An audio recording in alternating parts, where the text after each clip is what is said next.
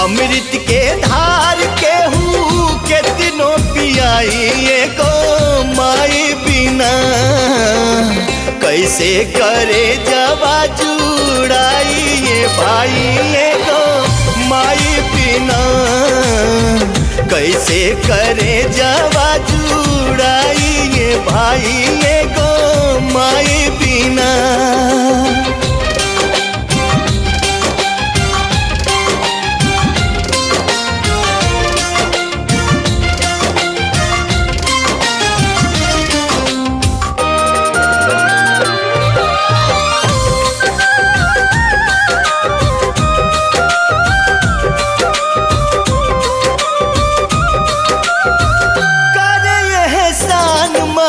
दुनिया देखावेली बोले बतियावे औरी चले भी सिखावेली।